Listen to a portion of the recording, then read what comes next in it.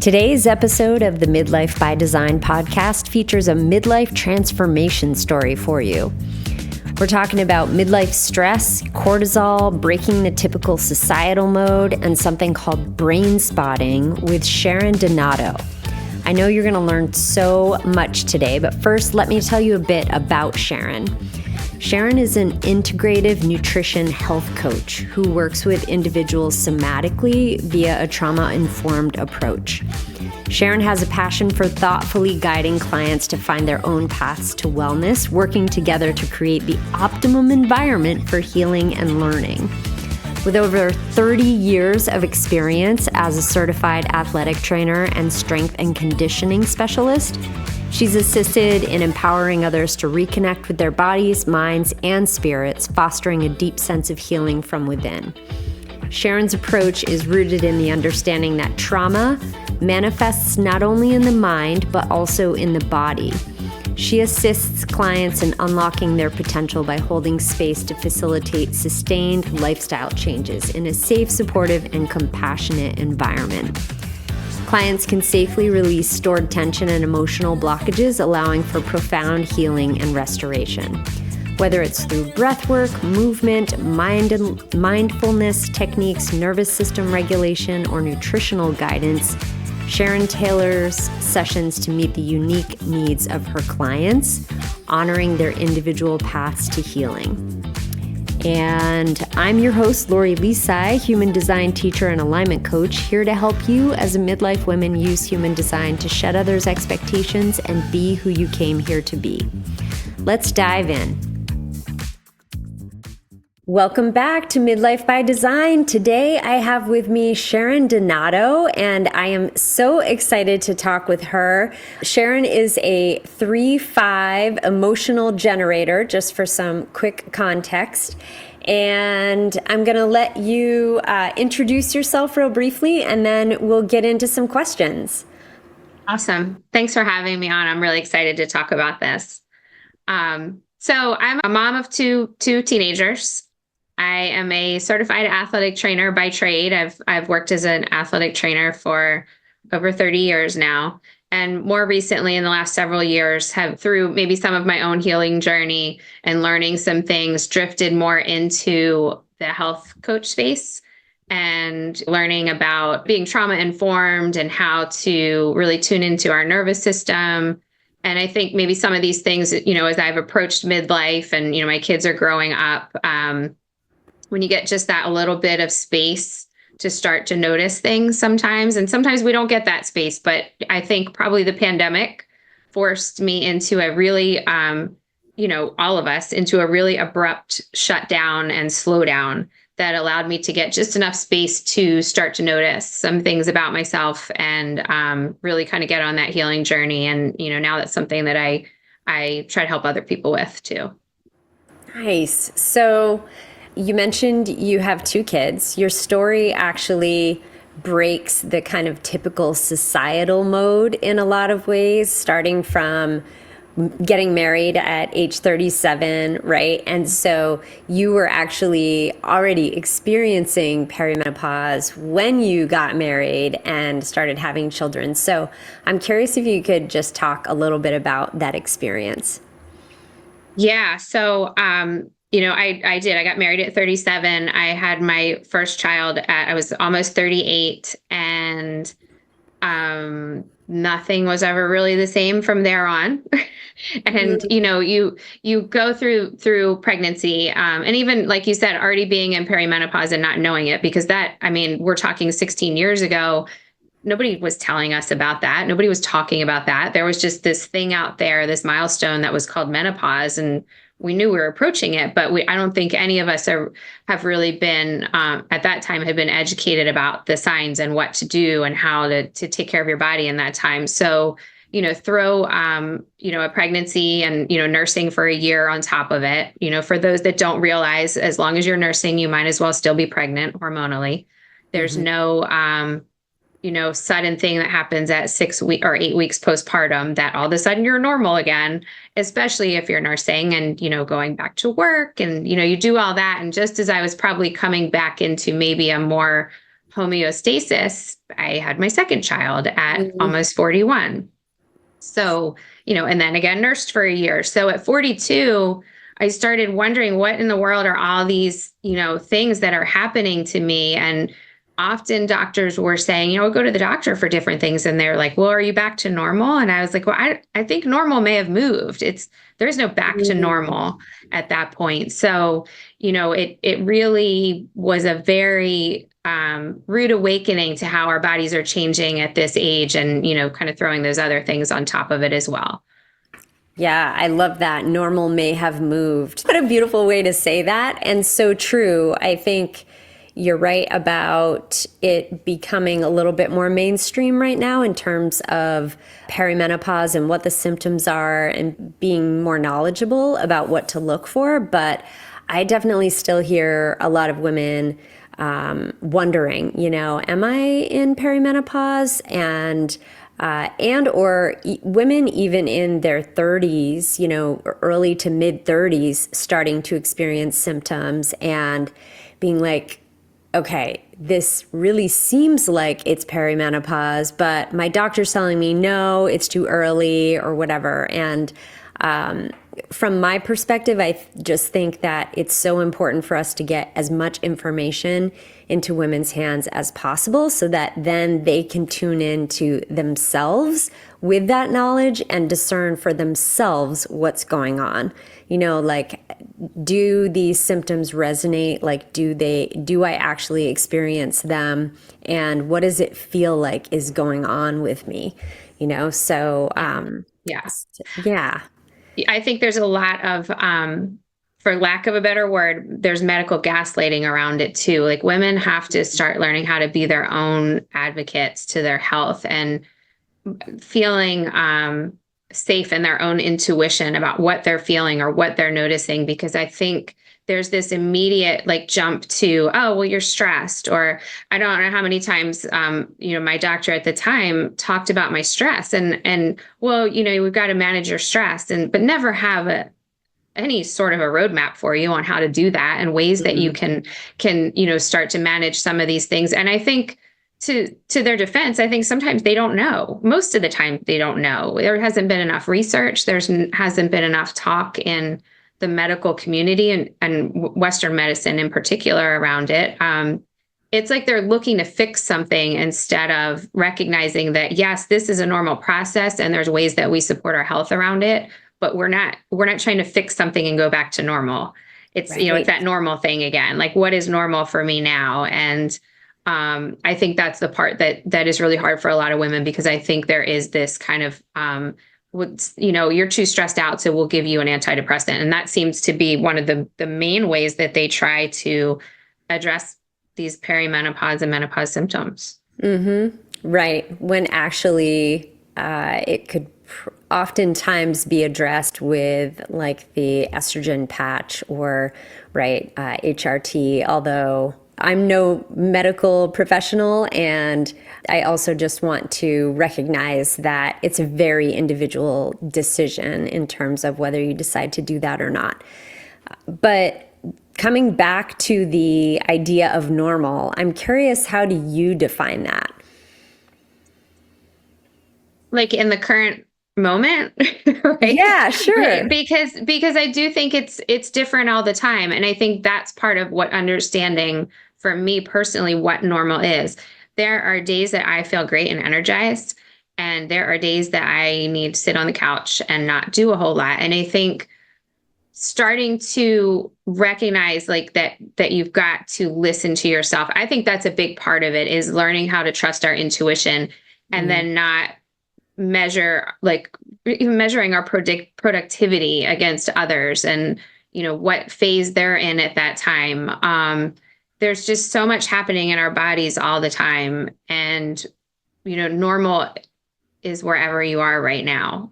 It's whatever, and that could be daily, that could be weekly, that could be monthly, because there are cycles. There's times when, for no apparent reason, I know from my own experience, all of a sudden I'm just kind of like inspired and motivated and getting things done. And I've just kind of learned to harness that and recognize, okay, this is a productivity time for me. I don't know why. I don't need to figure out why. I just know that it is. And then suddenly I'm getting things done. And then, it kind of comes down again where, maybe this isn't, my season of getting things done. Maybe this is my season of rest. I love that so much. And I'm going to rope in your human design right now because you are definitely speaking to one of the components of your design, which is you have gate 15. And gate 15 is the gate of extremes. And I can very much relate. In my experience, I have noticed that people who have this gate tend to work much more cyclically than people who either don't have this gate or have the electromagnetic gate, which is gate 5.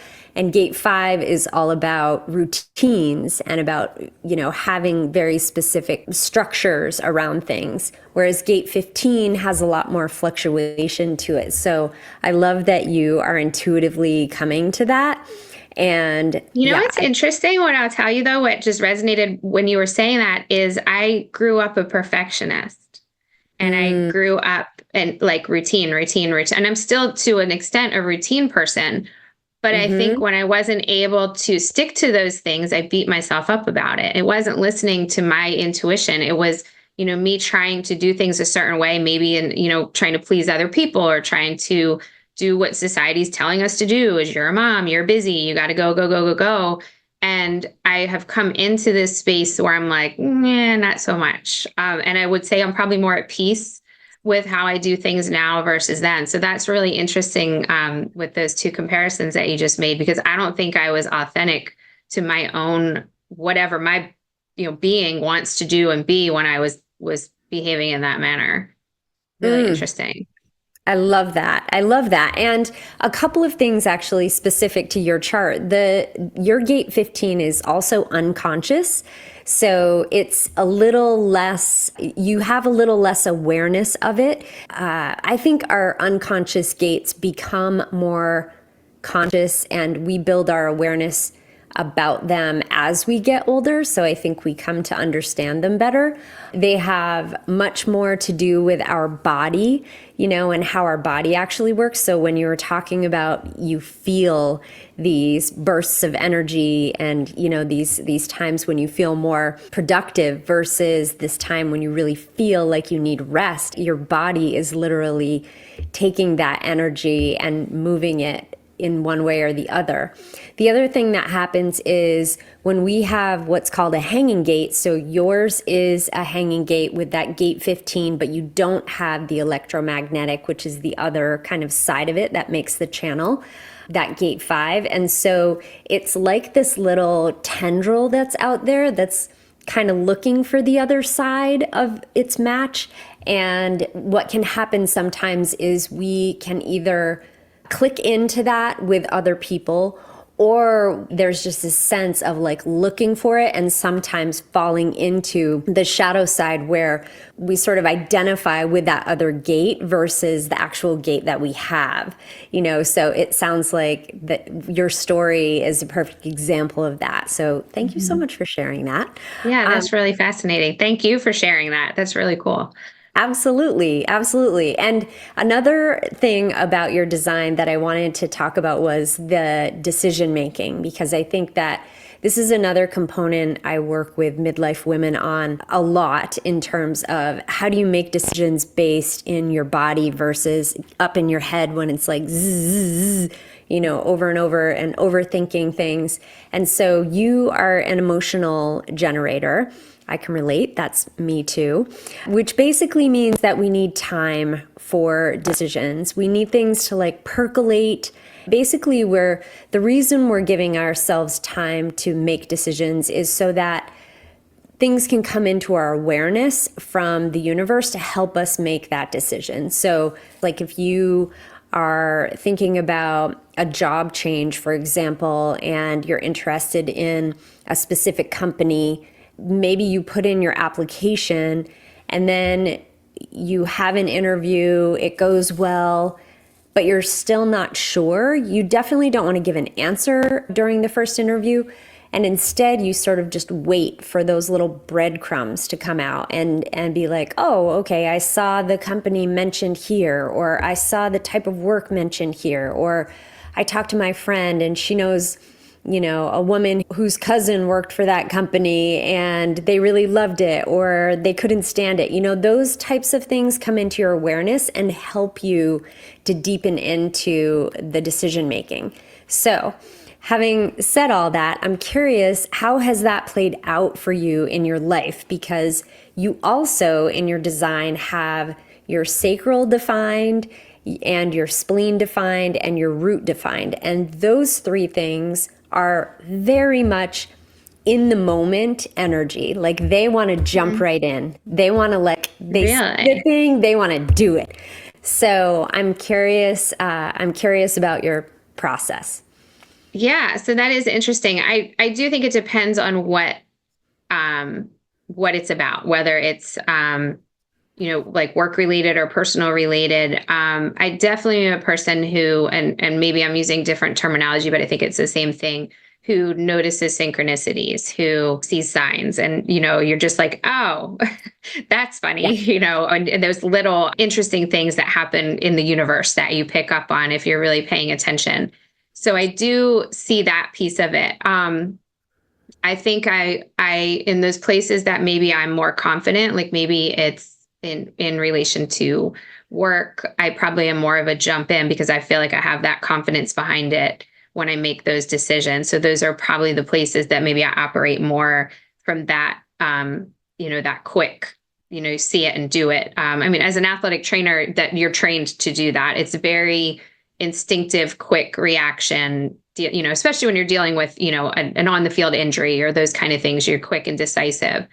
I would say I don't see that same thing necessarily in, parts of my personal life, but I do think it's a place that I've grown, probably having come through a divorce and having had to, be in those situations where like this is serious and this is real and this is emotional and I've got to make some really quick decisions and not second guess myself on those decisions, because I think that's probably more of where I used to be, where I would overthink, right? The longer you think about it, the more opposing views sometimes you come across. And then you make this decision and then you're like, oh, that was the wrong decision.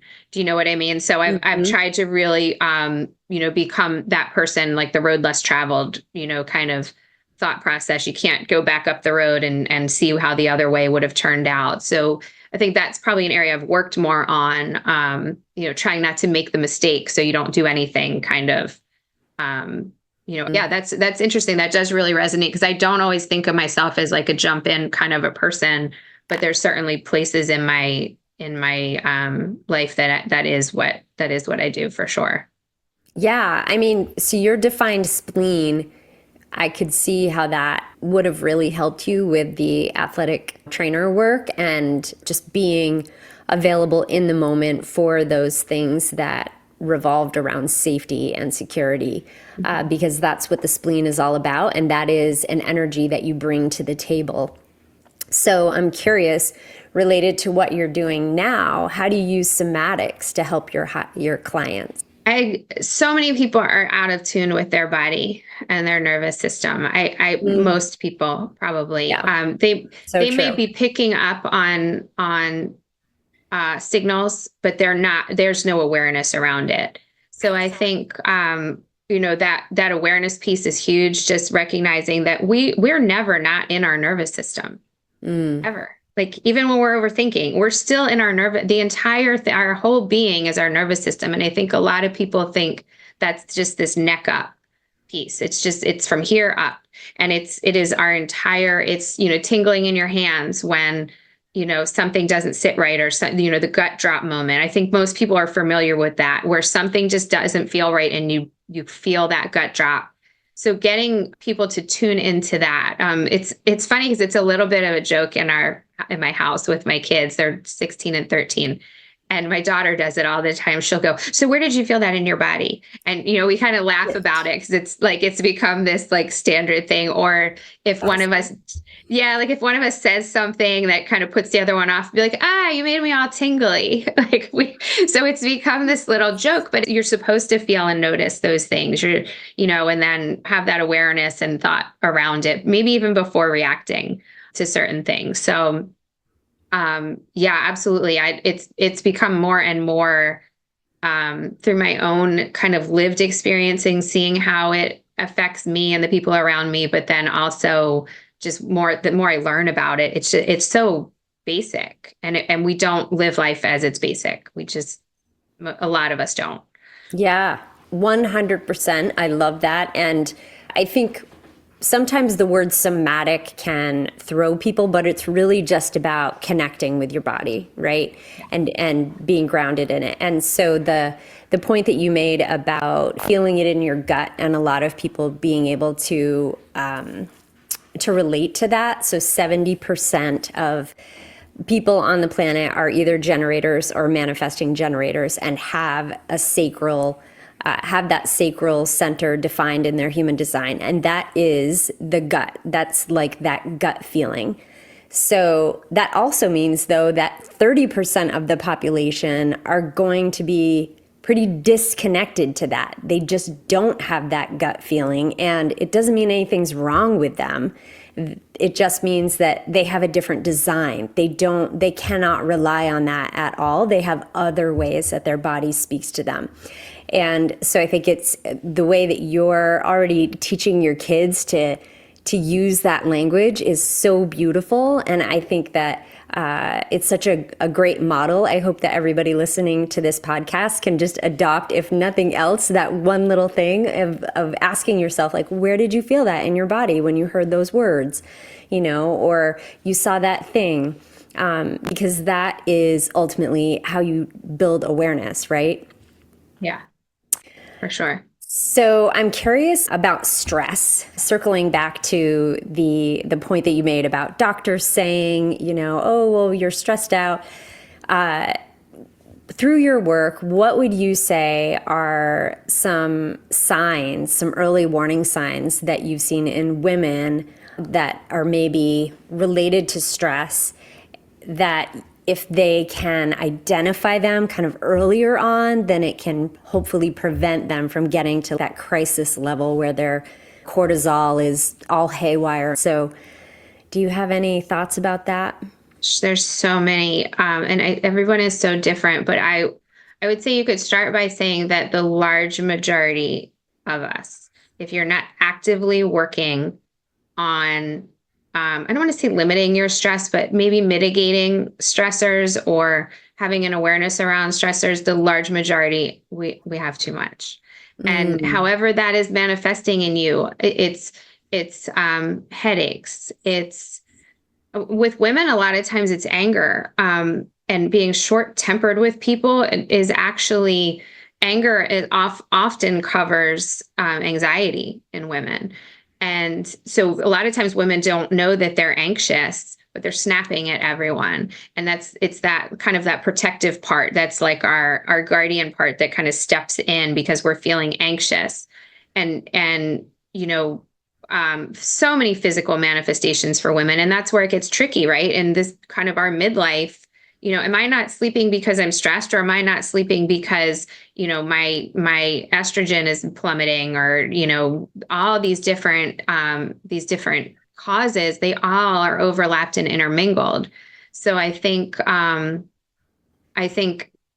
if something doesn't feel, if you're not feeling good in some way, one of the first things we have to think about is, what is stressing me right now that, could be contributing to this, and what are things that I can do to, kind of mitigate that, because it's not that we're going to affect the stress coming in, but we have to be our own kind of gatekeeper to what we let it do to us.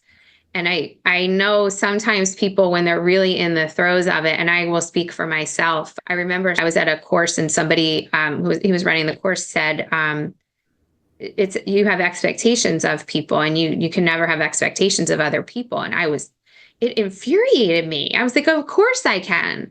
And he was like, no, you can't. And I was like, no, but I do. And like, we were talking about our spouses, or of course I have expectations of my spouse. And he's like, no. And I was mad. Like I remember being really mad. And, fast forward, it's probably 5 years or so, 6 years ago that I heard that. And I was like, yeah, he was totally right. He was totally right. I can't change that person. I can't change that thing that's happening in the world. But what I absolutely can do is be the gatekeeper to how it's going to come into my body and feed whatever it's going to feed in there. Absolutely. So what are some of your favorite ways to mitigate that stress and, to work with it, to help your body through it? So, I have quick things I do. There's quick things that I just am like, you know what, I'm going to do that really quickly for 30 seconds or a minute. There are, things I think that are kind of the mid-range, and then there's those longer range things. Something I've been doing recently in this past week, when I start to kind of feel things kind of bubble up and I'm feeling that anxiousness and, just the world we live in right now, is humming. So when you take an inhale in and you hum slowly out, like as slow as you can on that exhale, it's very hard to hold a thought when you hum. Like you can try, like you can actively try, but it's very hard for your brain to run away from you when you're humming. So that's one that sometimes at work, I'll just go in, I'll close the door, I'll sit down at my desk and I'll hum for a minute, just sit there and hum. Is that why during meditation, you can hold like an om, right? Over and over again. If you're saying it over and over again, it helps to. Yeah. I don't know if that's because I don't necessarily do that. I've never really done that when I meditate, because I tend to do guided meditations because I have that brain that runs away. So maybe that is, that would be kind of me just taking a leap that there's a connection there. But it stimulates your vagus nerve. Humming and singing stimulates your vagus nerve. So when you stimulate your vagus nerve, that gets you back into your nervous system and kind of starts to settle your nervous system down. But for me personally, shutting down my brain, sometimes I have to be like, hey, like, shut up. Yeah. For lack of a better, like, girl, like, stop thinking. So that's one that I do. That's a real quick fix. And then, things like doing like a box breath, or, there's so many different ones. It's really just finding the one that you feel comfortable with, like whether it's, breathe in for 5, hold for 2, breathe out for 7. Some people will find those type of things really triggering, like holding their breath is triggering them. So they've got to like adjust it and make it right for them. Or it can, it doesn't do what you want it to do. So those would probably be like my kind of really short term things I do when I'm feeling like I'm noticing that stress, but always just the self-care kind of things of, whether it's doing like a 10-minute guided meditation, or, sometimes just laying on the floor on my back for, kind of drift in and out a little bit, almost like when you're doing yoga and you do shavasana at the end and you kind of almost fall asleep, but you're not really asleep. Those are kind of those mid-range kind of things. And then I think you have to have your habits, like going to bed at a decent time, not looking at your phone before you go to bed, getting up and like giving yourself enough time in the morning that your day doesn't start with, that high stress, hurry up that, we do to ourselves and our kids. So, there's definitely different layers to it. I think that helps manage that stress. I love that. Thanks for sharing specific examples. I think that's so important. What about Brainspotting? I know this is something that you are working on in your practice and with clients. And if you could explain what it is and then how and why it actually helps to heal both you and generational trauma, I would love to hear more. Brainspotting is fascinating. It is, it's a therapy tool. It's not, it's not therapy as far as like, I'm not a therapist, but, it is a tool that can be used around, specifically I use it obviously within coaching. When you kind of find this, it could be a topic, it could be a situation. It's, it can really be almost anything. something you're trying to work on, but you're hitting roadblocks and you're not really sure why. What Brainspotting does, it's a very simple process, but what it does is it accesses your nervous system by using your eyes and bypassing your thinking brain. So that's why it's not therapy. You're not talking about it. You're not discussing how you feel about it. You're not kind of getting into the neck up or that, prefrontal cortex part of your brain, our thinking brain. Say, it's someone who is trying to be healthier and they want to exercise and work out for, whatever those goals are. And they're not having success. They keep quitting. They miss days and then they miss weeks and then they, eat like trash, or there's reasons for that. There are reasons why that's happening, because the reality is if there is something that you want to do and you are choosing not to do it for whatever those choices are, there is something in your brain that, or nervous system that's stopping you from doing it. And, those can be protective mechanisms. Most of the time it's unconscious. So if we're going to talk about it, are we really getting to the reason why it's not happening? So the idea of Brainspotting is that we have, things trapped in our nervous system, trauma for, whatever. A lot of people freak out when they hear that word. Trauma is really just your body's reaction to an event. That's all it is. There's no measuring it. If it is a negative, if it is something that happened that has caused a reaction in your body that is negatively impacting your life, then that is trauma at its simplest. So what Brainspotting does is it accesses those points in your nervous system and it kind of just pushes it down the line. It's pushing it down the line to eventually kind of flush it from your system. So it is incredibly powerful, but it's not like ripping the lid off of Pandora's box and, talking about and pointing at and poking this thing that, is, whatever that is that you're trying to work on. So it's it's an incredibly powerful tool and has really helped people to work through some of those really unconscious things that are just in their nervous system. Yeah. So first of all, thank you for defining trauma, because I think there is a lot of misconception about what that actually is. And then two, somebody made a comment on something that I was following to the effect of, if you've had like a strategy session and you're not actually implementing those strategies, there's something going on, right? That's unconscious. So you said that it uses the eyes. I'm just curious, when you show up to a Brainspotting session, are you like looking at a light? Are you looking at like what does it actually look like? Yeah, like the process. Yeah. It's there's a wand. Like I have a wand and generally like that person, it depends how it comes up. I've had people who specifically are like, I want to do Brainspotting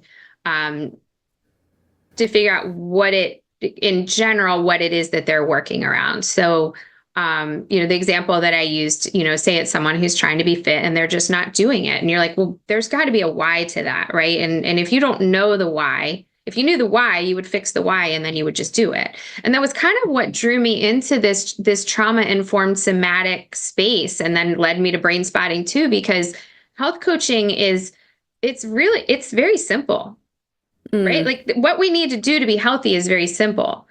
But if you are trying to be more healthy and you still need a glass of wine every night, even though you're not, technically an alcoholic, you're not falling down drunk, why are you grabbing that glass of wine every night when it absolutely flies in the face of what it is you're trying to do? There has to be an underlying reason. So you have to know what it is that you're working on to that extent. But as far as like kind of that step away from counseling, like they don't have to like super describe, especially when you get into things that are, definitely more sensitive areas that maybe somebody's trying to deal with, maybe past, childhood abuse or things like that. They need to know what they're working on, but I don't necessarily need to know all the nitty gritty of what they're working on, because, they can share as much as they want. I guess you can put it that way. And then there's a wand, and we find there's a few different ways to do Brainspotting.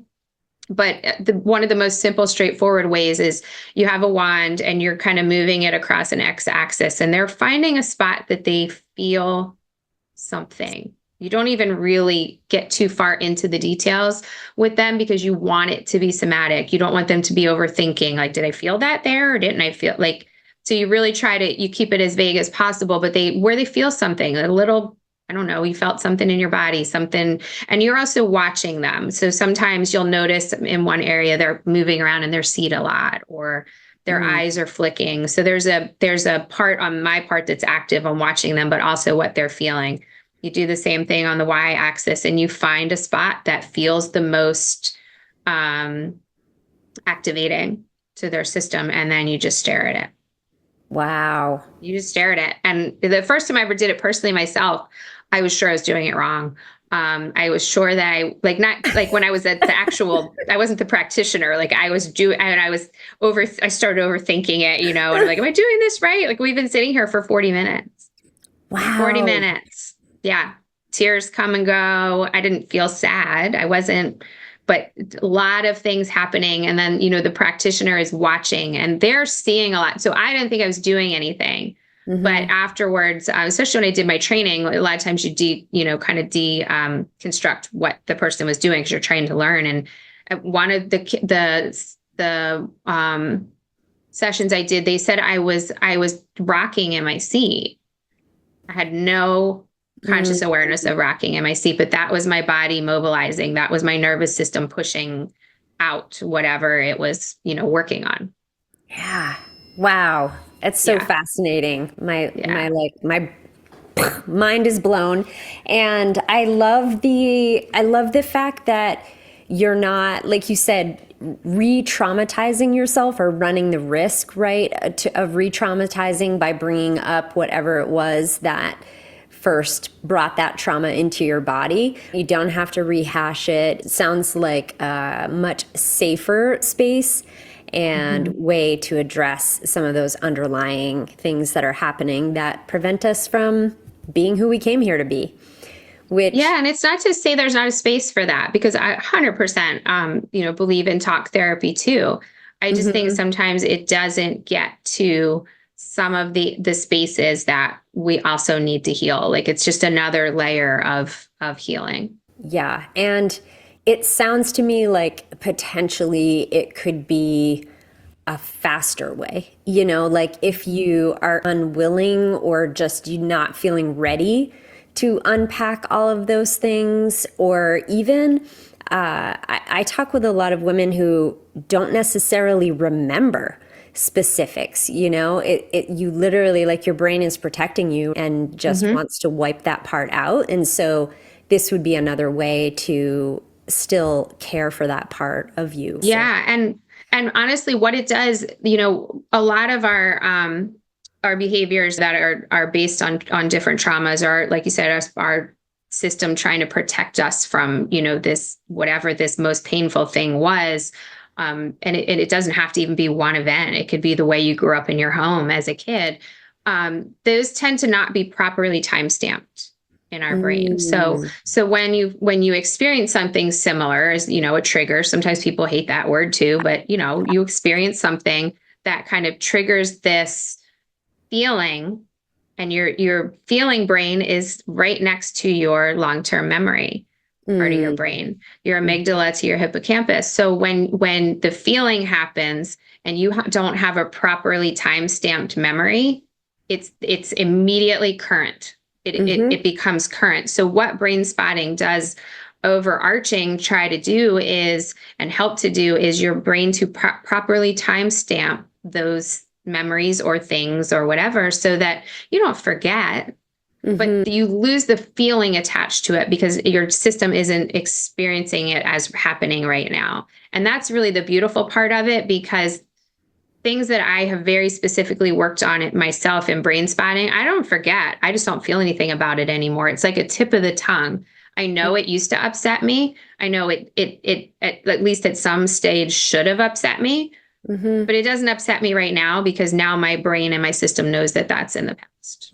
Mm, that's incredible. I could see how that could also really help with relationship dynamics. Yeah. Yeah. Yeah, for Cool. sure.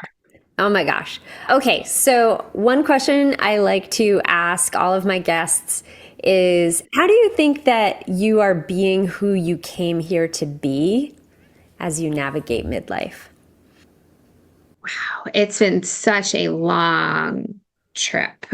Mm, um there's a certain piece of me that absolutely has mourned like not getting to this place sooner.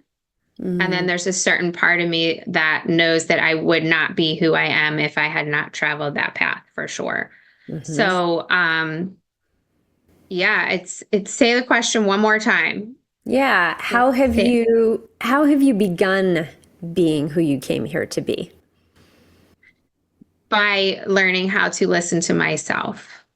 That's how it really started, is listening to and I think this so often happens with women with our kind of our wisdom and our aging wisdom. So that's the piece, right? Like I couldn't be this person in my 20s. There's no way that I could have, but because of all the experiences I went through that have made me become this person, it's because I just really started listening to myself. I think I spent most of my, childhood into teens, probably close to my late 30s into my 40s, worried about everybody else, what everybody else would have done, how should I do it, until I finally. So my brother once said to me, my older brother, I was telling him about a situation I was in where I kind of argued with somebody, or I, kind of answered someone back. And this was probably like within the last 20 years. And he says, sooner or later, somebody's going to punch you in the face. And I said, well, it hasn't happened yet. And that's really what I started to like, you know what? I need to trust myself. I need to trust myself. Like, I don't need him to tell me how I should behave in that situation within reason, right? Like, a lot of people in our lives want us not to get hurt. And they tell us the things that they tell us, but I don't think I really learned how to listen to myself until, the last like 10 to 15 years. And even then it was just these little glimmers to where now I just really trust myself. I've made it this far, right? Yeah. Oh my God. Spoken like a true midlife woman who is connected with her inner self. That's so wonderful. And I also just want to bring in one last element of your human design, because you're very much speaking like the 3-line that you are. So you're a 3-5 profile. And that 3-line is all about experimentation and just screwing things up and learning the lesson and then moving on. And you really, it's necessary for you to live a full life with the 3-line. So it sounds like you have very much been doing this. And you mentioned something to the effect of like mourning, this part of you that wishes maybe you hadn't made as many pivots or whatever. And I just want to reassure you that your chart is actually saying that is by design. Your soul signed up for that. So nice job. And I would say continuing to just really lean into that experimentation sort of approach, I guess, to life. 3 lines are very much like fuck around and find out kind of people and see where it lands. And so I very much encourage you to do that. So Sharon, can you tell us where do we find you? What kind of coaching programs do you have? Tell us all the things. Yeah. So, I have my own coaching business that's Sharon Donato Wellness Unlocked. And then I also work with a franchise that is the Mental Wellbeing Company. It's a company out of England that I do. So that's, the two places that kind of merge together. The mental wellbeing, it's Sharon Donato thementalwellbeingcompany.com is probably the good place to start. People could contact me that way. I do, I try to have some flexibility with my, the coaching programs that I offer, because depending on what the person is working on, if they're working on, traumas and like trying to work through this with Brainspotting and those kind of things, you really have to go at the pace that the system is comfortable. When you try to go too fast and you try to squeeze it into some sort of a box, that our system doesn't like that, and it pushes back. So, I guess in general to say they're both 12-week programs, but I do either 12 meetings over 12 weeks or 6 meetings over 12 weeks, because some people just need to have this space in between where they're not going every week, because it can become overwhelming to their system. So, I do try to work with people in that regard. And, as far as the brain spotting, we kind of work those sessions in if that's something that they want to do. They certainly don't have to do brain spotting, but if they want to, they can kind of work those sessions into either one of those programs, so that we're kind of mobilizing their nervous system, but also kind of keeping the main thing that they're trying to work on. So that's that coaching combined with the brain spotting tool. So Right there is on. some flexibility to it, but yeah. Excellent. All right. Well, thank you so much for spending time with me today. And I so appreciate it, and so appreciate learning about what you do. Thank you. You too. I've really enjoyed the conversation. Thanks so much. Thank you so much for listening to Midlife by Design today. If you loved this episode, please share it with a friend who could also benefit from hearing some of its wisdom. I believe that we have a mission here as midlife women on the planet, and our unique position as midlife women really primes us for the task. If you are curious about how human design can help, book a free call with me. Let's chat about your unique purpose and how you can genuinely live it instead of living on autopilot, feeling restless or unfulfilled. Human design can bring clarity and give you the permission that you didn't even know you needed to finally make the changes that you want in your life. As we close, I'm sending you the strength to release what no longer serves you, joy to fill your days, and clarity to fully be who you came here to be.